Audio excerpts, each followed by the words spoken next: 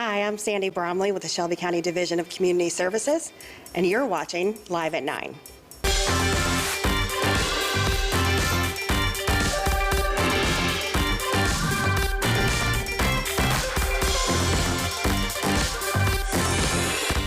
Good morning. It is September 9th. Welcome to Live at 9 on this Monday, where Memphis comes alive. Along with your top news, weather with Todd Demers, and trending topics in Coffee with Corey. Get ready for a show packed with culture and education today. We have Southern Heritage Classic founder Fred Jones on the red couch with National Civil Rights Museum historian Ryan Jones. The Classic celebrating 35 years of being an HBCU institution, so we're going to hear from them. Pediatrician Dr. Cynthia Cross will offer tips on how to talk to your children about guns in light of recent national events involving gun violence. The Sickle Cell Foundation of Tennessee will share why Sickle Cell Disease Awareness Month is particularly critical for our area. Plus, what the Constitution means to me. The star of this award-winning play is joining us to talk about her role in that production. But first, be sure to record the show so you never miss an episode, and connect with us online at our website liveat9.tv. That's also our handle on social media. Jury selection is scheduled to begin in the federal trial of 3 former Memphis police officers charged with violating the civil rights of a 29-year-old African-American man in 2023. Tadarius Bean, Demetrius Haley, and Justin Smith have pleaded not guilty to charges that they deprived Tyree Nichols of his rights through excessive force and failure to intervene and obstruct justice through witness tampering. The 3 officers now face criminal trial and charges along with Emmett Martin III and Desmond Mills Jr. were fired after Nichols' death for violating Memphis Police Department policies. Martin and Mills each previously pleaded guilty to the federal charges. Now, the beating that would claim Tyree Nichols' life was caught on police camera on January 7th. He died 3 days later at a Memphis hospital. All 5 former Memphis officers facing multiple charges in state court as well.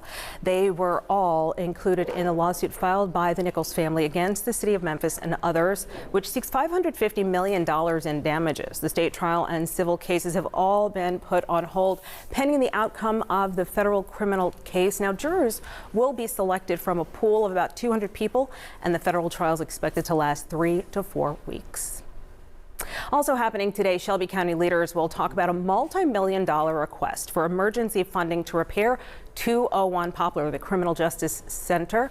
Last week, Sheriff Floyd Bonner presented the Board of Commission with a $15.5 million list of repairs that he says need to be made to the jail. The Sheriff's Office detailed what it calls a series of growing problems, including hundreds of jail doors that need repairing or replacing, HVAC system issues, and more. Officials say the building is more than 40 years old, and while the county owns it, the Sheriff's Office is in charge of managing it.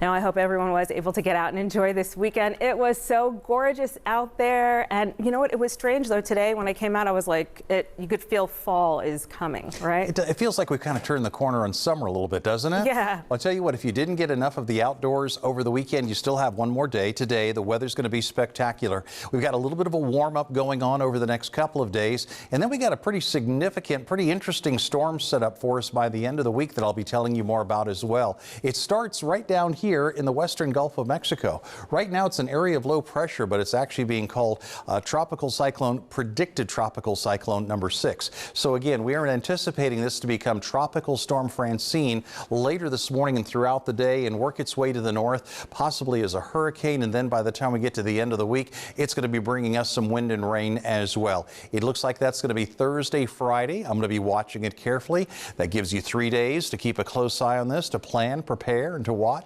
But for today, it's another gorgeous day. Low and mid 80s, sunshine, light northeasterly breezes across the area, and it's just going to be delightful. A slow warm up is expected, as we've mentioned. Over the next couple of days, will be a little bit closer to 90. But still to come, we need to talk more about this storm in the Gulf and whether or not it's going to become a tropical system, potential tropical cyclone 6. As it makes its way up towards the north, it's likely to become a Category 1 hurricane before it makes landfall. But as you can see here, by the time Friday early rolls around, the remnants of that storm could be right here in the Mid-South with some 20 to 30 mile an hour winds, along with the potential of some heavy rain. How much rain? Well, we'll talk about that. We'll talk more about the timing of that potential storm with a closer look at your forecast in just a minute. All right, thanks for that, Todd. It is an annual event that draws more than 30,000 people to the heart of Memphis each fall. The Southern Heritage Classic festivities take place over several days at various locations, culminating in the big game on Saturday at the Simmons Bank Liberty Bowl. This year, the celebration will not end with the fourth quarter. Instead, fans can also take in the sights and sounds through a new exhibition at the National Civil Rights Museum. Fred Jones is the founder of the Southern Heritage Classic, as everybody knows. Ryan Jones, as we all know, is the director of History, Interpretation, and Cultural Services at the National Civil Rights Museum. You have quite the title there. All right, welcome. Well, glad to be here. Yeah, glad to finally have you on the right couch, Fred. I've been saying, Fred, we need you. Well, Okay, we had something big coming. Right. Okay, so tell me why you're teaming up with the National Civil Rights Museum in your 35th year. As we found out, we got a close history. They opened actually 10 months after we did the first classic 35 years ago. But it was just a natural place. It's history of Memphis, the enduring things that have happened over the years, not only with the classic, but with Memphis, and to be at the Civil Rights Museum seemed like the right place to do it. Okay, and the museum, I mean, how do you encapsulate this event? What went into that? Yeah, you want to make sure that you make this story as versatile as possible. So looking at the study of these 5 incredible schools that have played in the game in the last 35 years, the stories of the football teams, the players, the many great players that have come through there, the Jerry Rices, the Doug Williams, the Walter Paytons, then the band, to show the role of music and how it serves as a form of art, which is such an anticipated moment at each halftime, and then just the overall sense of culture and community that is brought into the city of Memphis every second Saturday in the month of September. It's truly an honor to have that and to tell that story of Mr. Jones's vision at the National Civil Rights Museum. And what do we see there? He gets it, huh? What do we see at the museum? Yeah, you're going to see a lot of the jerseys, every single program. You'll see archival footage of the games, the halftime shows. We really covered all our corners and making sure that we represented Mr. Jones's vision and the overall legacy of the classic. Okay, I never know what you're gonna do this year. I mean, it's always food, fashion, all the things, all the names. You're always like, who's gonna be at the classic this year? Tell us about all the festivities. Well, quickly, you can go to southernheritageclassic.com to get the entire schedule, but we have Patti LaBelle, we have Tamia and Joe. We have an annual fashion show with golf tournament, a parade in Orange Mound, Tennessee, Whitehaven Ballad of the Bands. Of course, you have the halftime show and the 5th quarter. So it's a lot to take in, but it has become a big family event. And one thing I forgot to mention, which is they started setting up last Friday, is tailgate. Oh, well, it is all about the tailgating and prepping and making sure you have the right meat and getting everything set up. And so, is the exhibit out at the museum yet, or? It will open on this Wednesday at 9 a.m.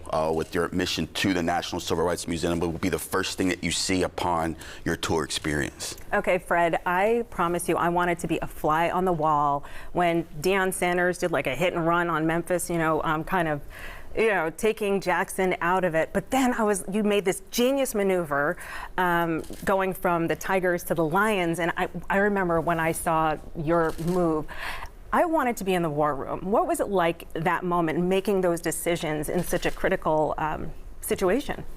Well, the classic has been about making decisions for a long time, from 9/11 to COVID. So we've had a lot of things, challenges, but it was just another challenge. But the big thing was that we were able to continue the Southern Heritage Classic. That's the most important thing. Arkansas Pine Bluff, Tennessee State was a good match. And people were really surprised last year, that how great everything was. There was no fall off.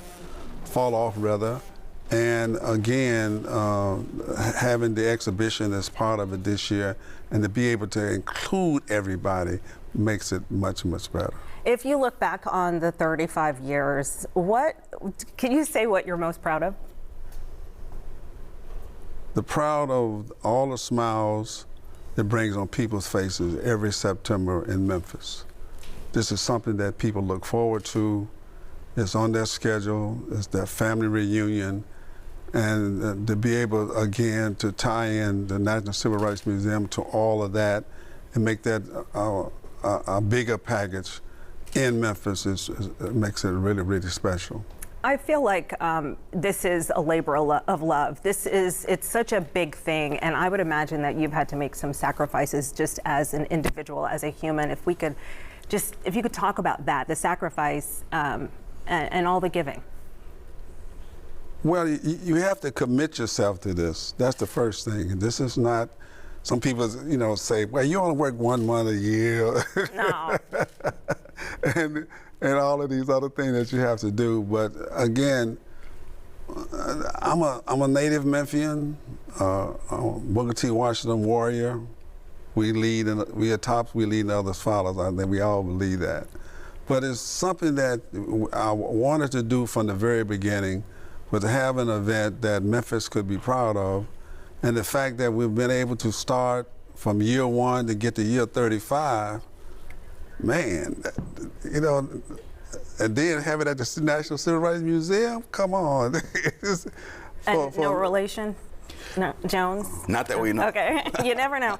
And thank you for the hat, and thank you for all that you've done for Memphis. And Ryan, you are also a gem for us, just chronicling our history, and we really appreciate you both coming in. I'm going to put this hat on here, and see you at the Classic, everybody.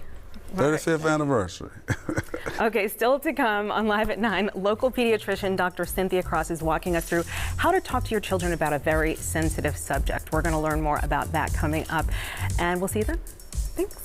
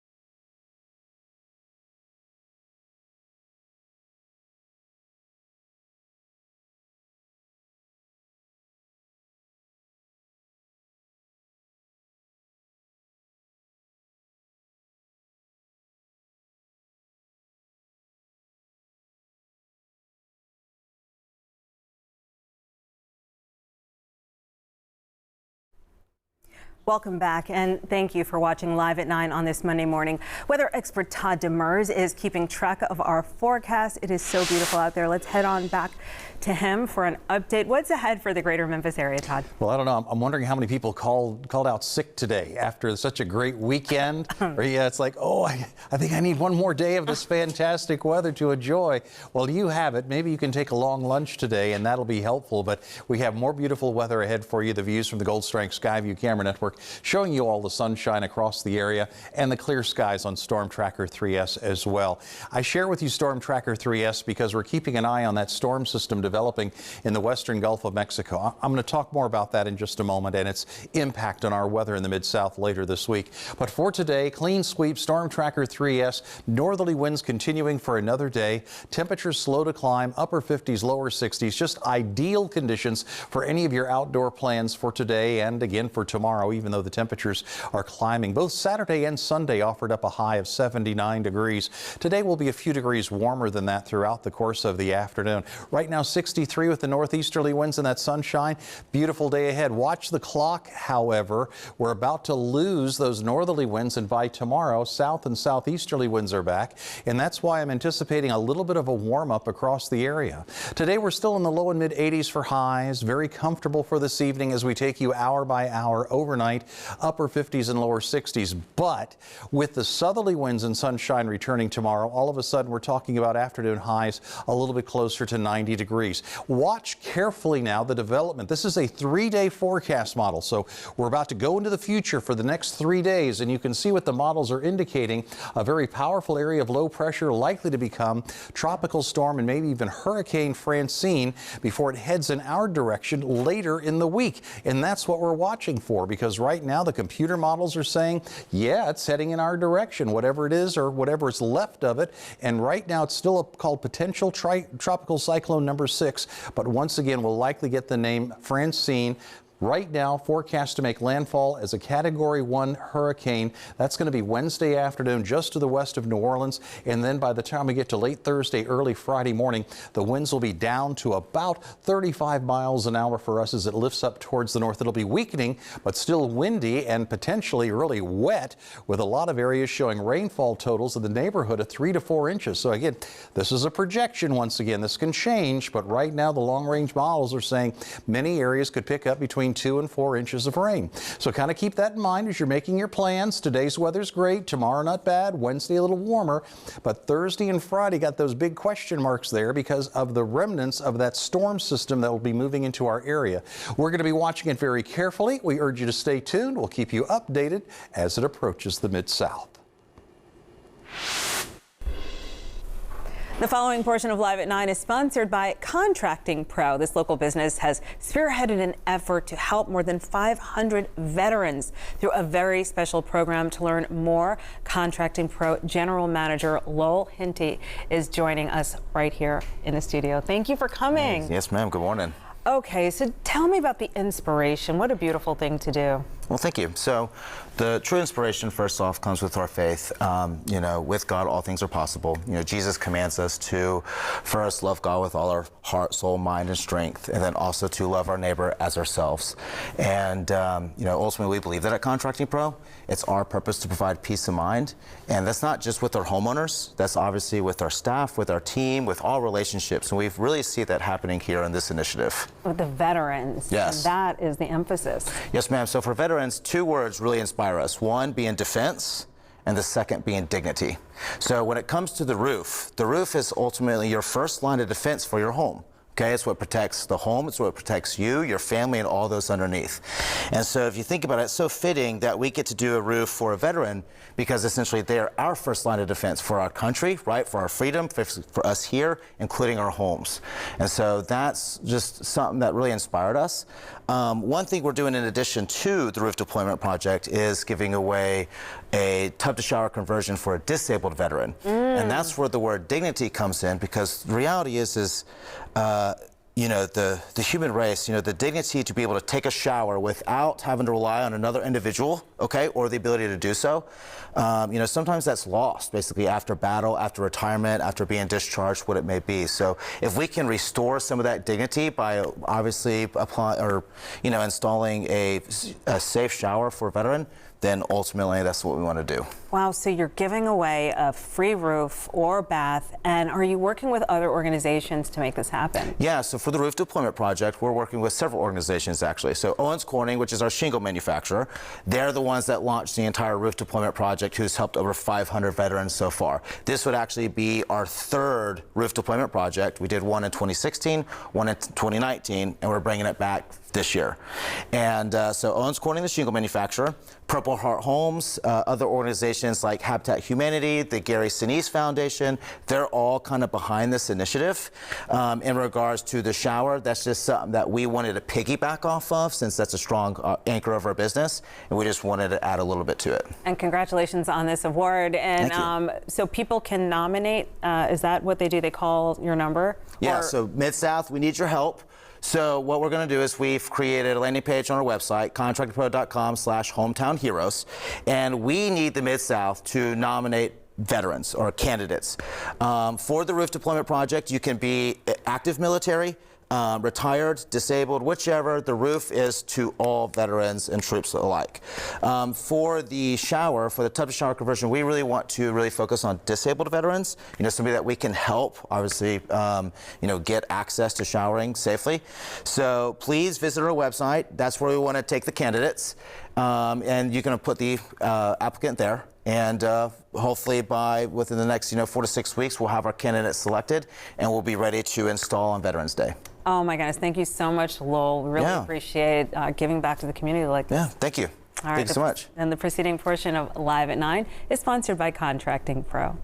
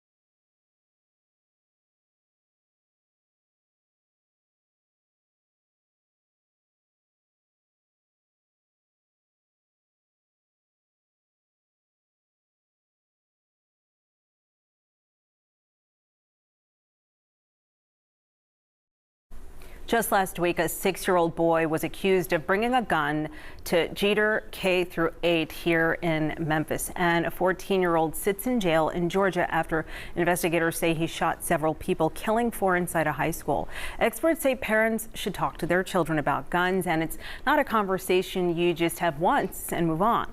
Local pediatrician Dr. Cynthia Cross is joining us now to offer some tips to help kick off this conversation. So how are guns part of the conversation for pediatricians? And welcome. Thank you. Good morning, everybody. Sadly, we have to talk about this as pediatricians because there are so many children who are injured by guns. 1,500 child deaths a year related to gun injuries, and about 40% of those are due to teen suicide. And we all know that we have a mental health crisis in this country, and we as parents, caregivers, pediatricians, family practitioners, clergy, teachers need to talk about guns and gun safety with our children. This is not meant to be political, folks, so please don't turn away from us this morning. We want to approach this from an injury prevention standpoint. Wow, okay. And so parents shouldn't just wait for situations like the ones we mentioned. How do you suggest you start this conversation? So I think you roll it into the other things you teach your kids, looking both ways before they cross the street, just from a safety standpoint. So, honey, if you're in a place and there's a gun, I want you to leave. I want you to call me. If they're your teenagers, you say, give them an excuse. I need to call my mom right now, or my mom needs me at home. But this should be something that we talk about with our kids on a regular basis, because we know just talking about it with the kids won't do it. There are other things that you have to do besides the conversation. It's not just, oh, if you see a gun, run away. It has to be more deliberate, and we as the adults need to take the initiative of securing our guns, making sure they're stored safely. The gold standard is, in a lock case, unloaded, with the ammunition stored somewhere else. There's an organization called Everytown in America for gun safety, Everytown for gun safety, and they have started a campaign called Be Smart. And anybody can use that platform to start a conversation. And we have on the screen the elements of Be Smart. And the first one is secure your guns. You know, we're not saying don't have guns, but please be responsible. Secure your guns, and that doesn't mean in a shoebox under the bed or under the mattress or under the pillow. That means locked in a secure location without the ammunition. And your kids don't need to know where you keep the guns, because kids are curious. Curiosity is part of childhood. Hopefully it's part of old age as well.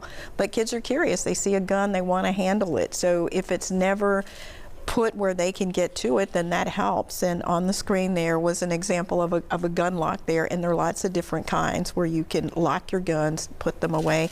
And this means in your car as well. Some people carry them in their purses. We heard about a shooting where the kid got a hold to grandma's gun in the back seat.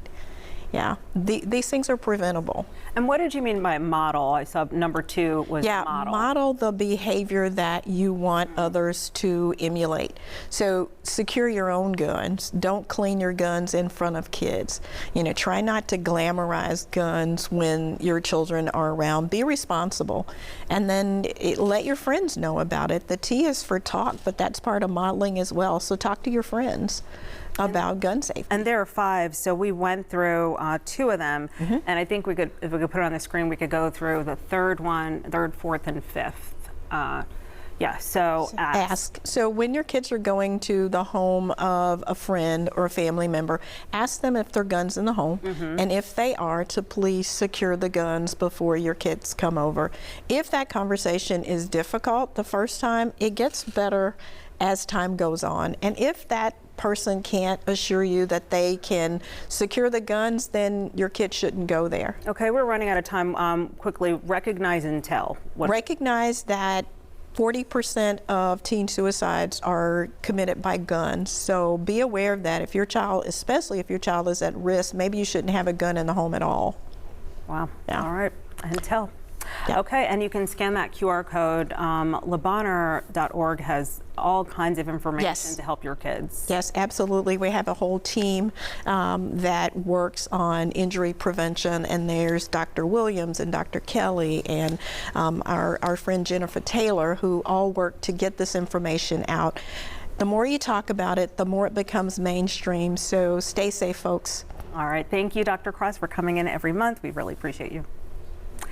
Sickle cell disease and the challenges faced by those living with it impacts more than just patients. Why one group works to raise awareness in the community and why this community is particularly important for us to understand this. Coming up next on Live at 9.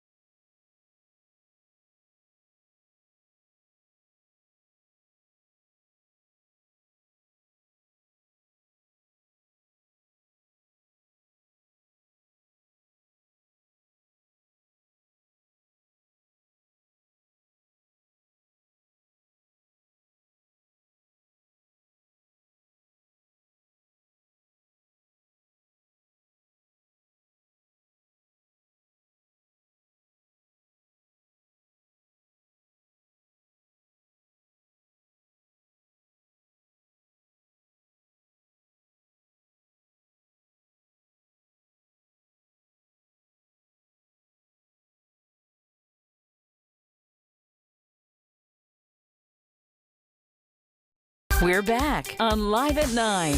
Now, here's Kanji.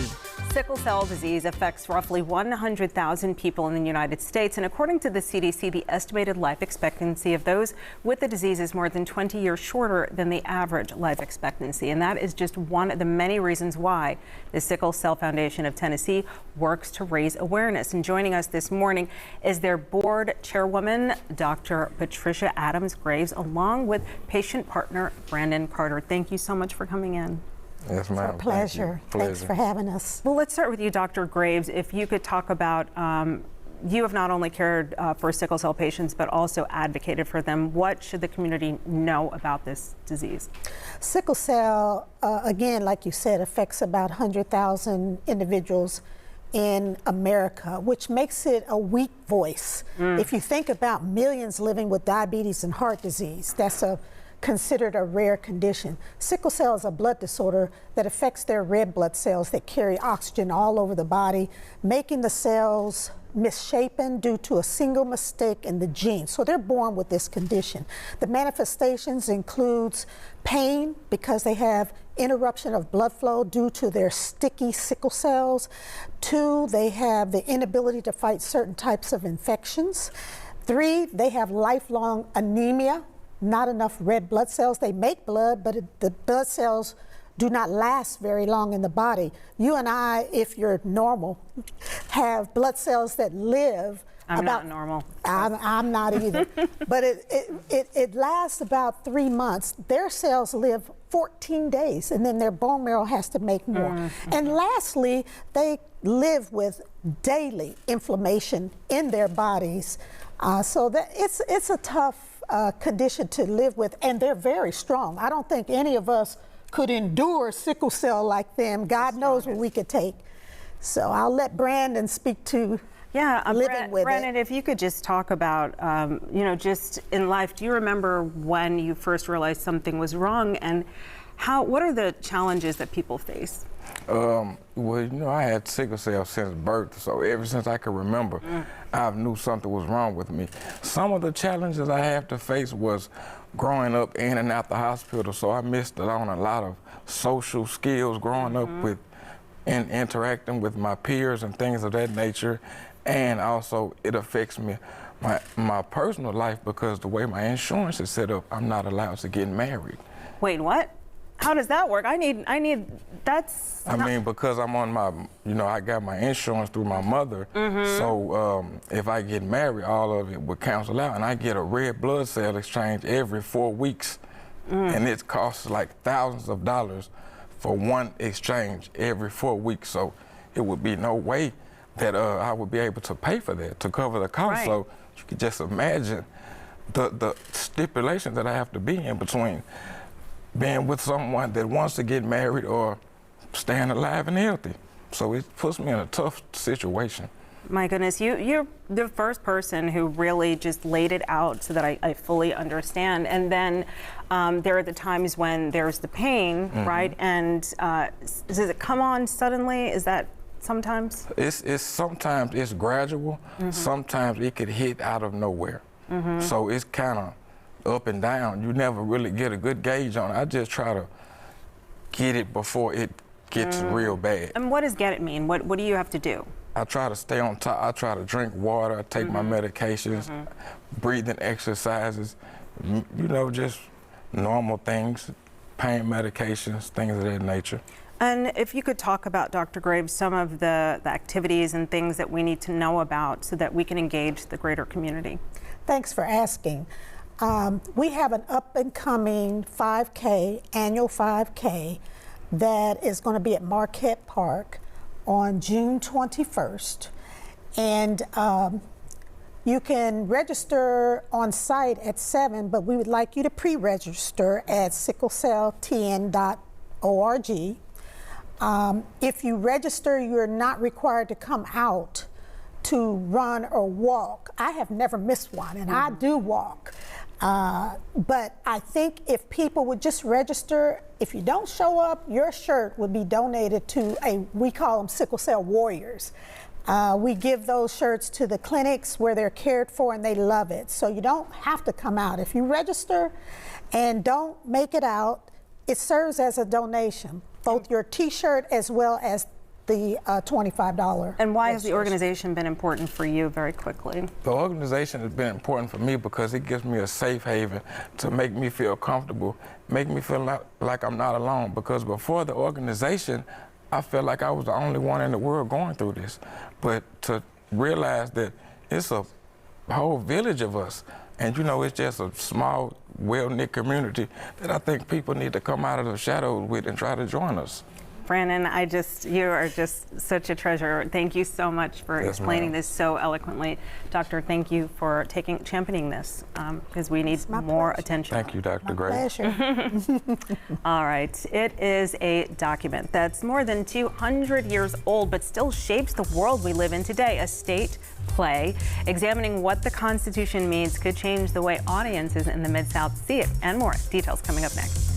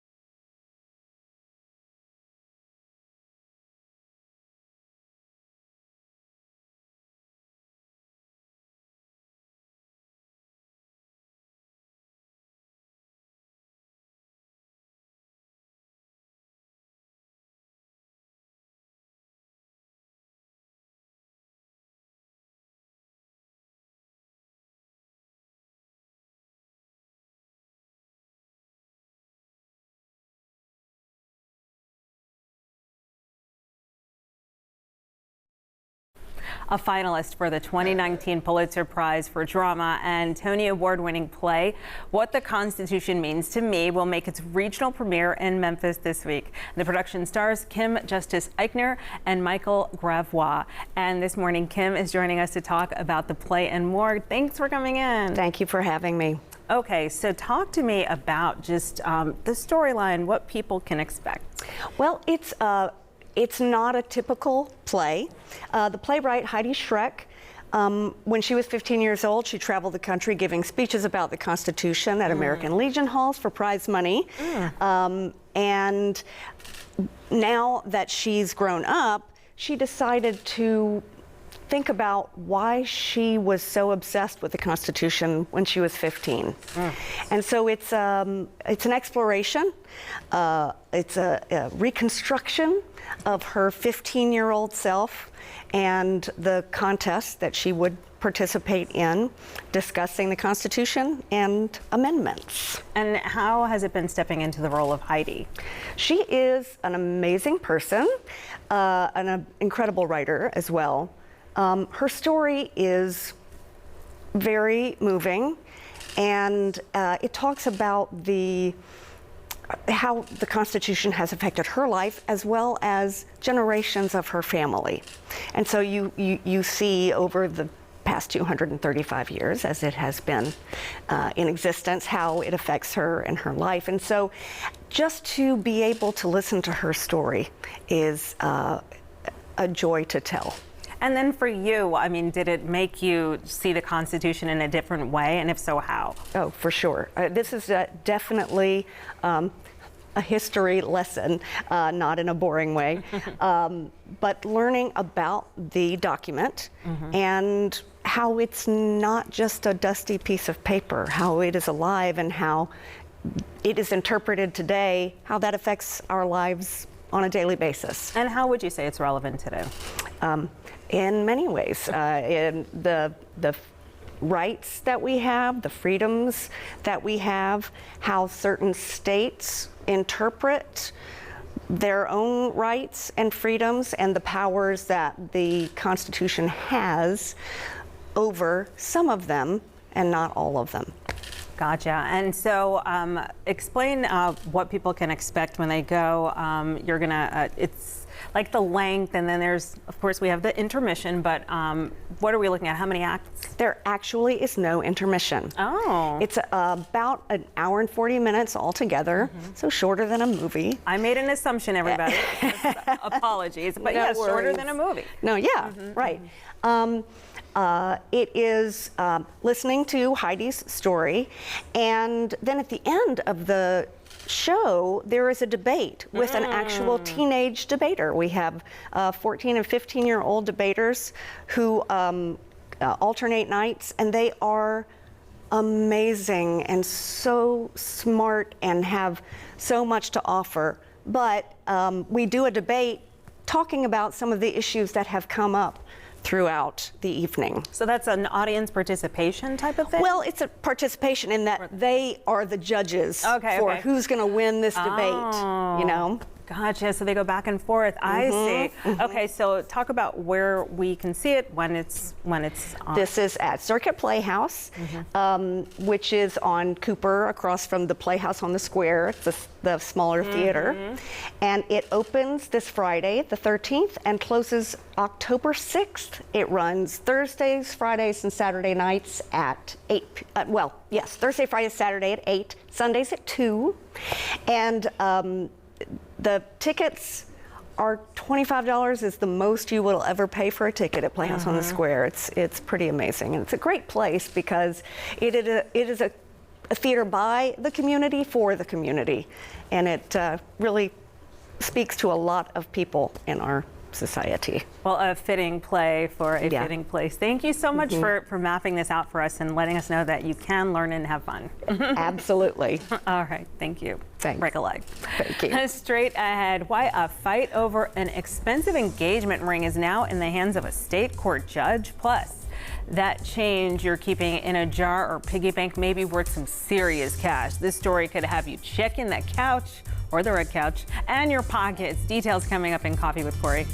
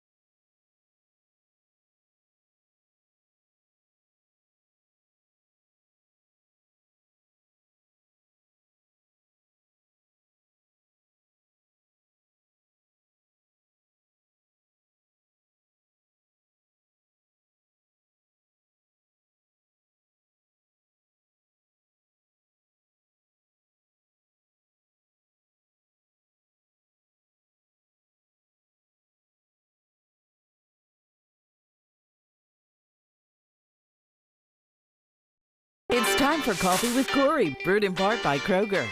This is my favorite time of year. It's so nice outside. It's so nice outside, but then it's also like you have to do layers because it's chilly in the morning and then you're pulling off all the layers because it's nice and warm outside in the afternoon. So it's kind of be prepared. I know, wide variety of options in the vehicle. So, good morning, everyone. Our first story is rather interesting. So, one of the world's biggest stages will feature a Grammy award-winning performer next year. Kendrick Lamar will headline the Apple Music Super Bowl halftime show in New Orleans, right? The announcement came over the weekend from the NFL. It's not the rapper's first time to perform during the big game. In 2022, Lamar performed with Dr. Dre, Snoop Dogg, and several others. The 17-time Grammy winner will lead the festivities from the Caesars Superdome on February 9th. Lamar says rap music is still the most impactful genre to date. In a statement, the 27-year-old says this halftime show will remind the world why. I'm excited about that one. You know, you always have like so many, I'm surprised. Well, this year I feel like you didn't have all these rumors of who it's going to be, who it's not going to be. I feel like it was just like Kendrick Lamar, boom. Well, I mean, his song "Not Like Us" was pretty much the conversation piece of like, and I think it crossed so many genders, races, just like all the things, ages, and people just heard about this song. Yes, and so he's the hot. He's it. Loving every second of it. Can't wait. Yeah. Can't wait for the Super Bowl. Okay. A question for you. When engagement ends without a wedding, who gets to keep the ring? Well, there's a case deciding just that before a Massachusetts court right now. So that state's court heard arguments from lawyers representing Bruce Johnson and Caroline Satino last week. So the two were briefly engaged in 2017, but the relationship ended a short time later. So according to court documents, Johnson bought the engagement ring from Tiffany's in Boston and paid more than $70,000. Now, Massachusetts considers an engagement ring a conditional gift, saying the gift giver can get the ring back if they are found to be without fault and the relationship ending. Well, in this case, the ex-couple is asking the court to decide who is at fault. The two are throwing around accusations of abuse, cheating, and more. After hearings before the trial court judge and then Massachusetts Appeals Court, the decision now lies in the hands of the Supreme Judicial Court. No word on when a ruling is expected. Oh, this right? Oh, it's sizzle. This is hot. But honestly, here's the thing. If the relationship didn't go as planned, just give the ring back. It's, you know what I mean? Like, why would you want it anyway? Because it's kind of already, it's already tainted. The bad vibes that come with it, like just that. Well, if like I see so many, I see all the things, like, I can see how, okay, if the person, I know some people who their spouse won't let them work, or they, you know what I mean? It's like, and so there are situations, but it depreciates, right? As soon as you buy it, I think. And so selling it is a whole thing, but it's like, there are so many little factors that I'd be like, here you go. Yeah. I don't want it, bye. Yeah, like bad energy. I did give back the ring once when I didn't follow through. When I've been a runaway bride a few times. Oh, I can't wait to hear. In the commercial break, but I definitely gave it back. Yeah. So, kind of bad vibes with it. You know what I mean? Hey, it's all good. It's all good. Move on. Let's move on. This next story is rather interesting. So when is a dime not worth 10 cents? Well, it turns out it may be worth more if there are only two in the world. What? Okay, so three sisters from Ohio inherited a dime kept in a bank vault for 40 years. So they've recently discovered that it may be worth $500,000. Well, the rare coin struck by the U.S. Mint in 1975 depicts President Franklin D. Roosevelt, but is missing an S mint mark. It's one of only two known to exist. The other sold in 2019 at an auction for more than $450,000, from 10 cents to $450,000, right? Well, while serious coin collectors have long known about the existence of these two rare dimes, their whereabouts had been remained a mystery since the late 1970s. Now, the coin, known as the 1975 No S Proof dime, will be displayed at a coin show beginning Wednesday in Tampa, Florida. The auction closes in late October.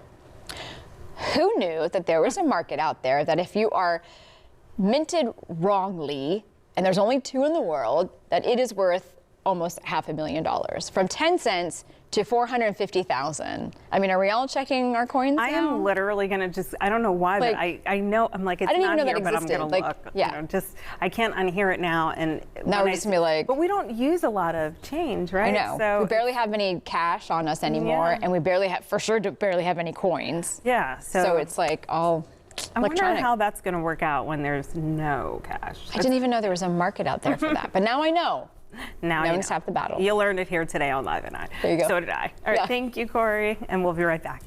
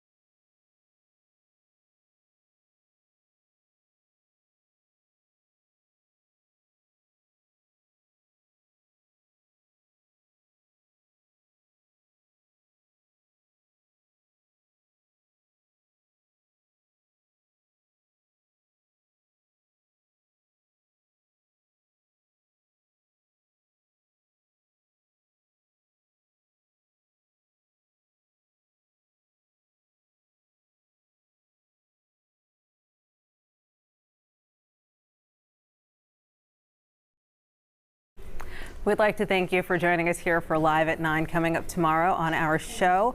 Are you ready for a journey into Memphis's hidden gems? Morgan Pettigrew Hadaway, owner of Pettigrew Adventures, is joining us to talk about the flair behind her boutique Airbnbs. That's just in time for the Cooper Young Festival. Her new Central Stay spot is in the heart of Cooper Young, so you're going to want to check this out. And beloved food writer Ann Byrne is giving us an exclusive taste of her new book, Baking in the American South. She's going to take us through the recipes that she says fed history, from biscuits to pound cakes, some that even changed the course of the civil rights movement. Plus, lifestyle expert Alexandra Nolan is going to be with us. She's going to have two of her friends here. They're going to talk beauty from the inside out. They're going to talk about IV treatments and facials, all the things.